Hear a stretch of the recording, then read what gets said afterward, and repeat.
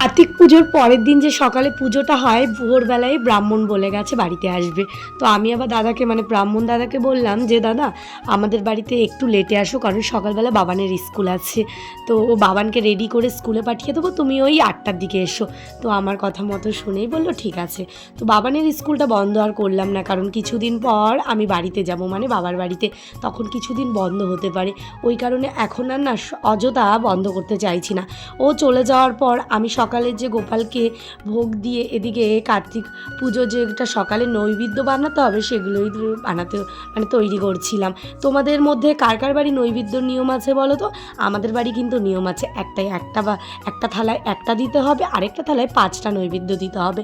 এটা শাশুড়ি মার কাছ থেকে শিখেছে। আমাদের বাড়িতে নৈবেদ্যর ব্যাপারটা আমি এত জানতাম না, কারণ আমার বাবার বাড়িতে এত পুজো আচ্ছা নিয়ে মাতামাতি নেই, যেটা সত্যি। কারণ মা বাবা দুজনেই বাইরে থাকতো কাজের জন্য, আর বাড়িতে বলতে গেলে ওই লক্ষ্মী পুজো, আর সেভাবে কোনো পুজো হয় না। আর মামা বাড়িতেও যখন থাকতাম ওই লক্ষ্মী পুজোটাই দেখেছি, আর যেরকম ঘরের পুজো হয় রেগুলার সেই পুজোটাই, নিত্য পুজোটাই হতো। এরকম পুজো আচ্ছা আমি শ্বশুরবাড়ি এসেই দেখেছি।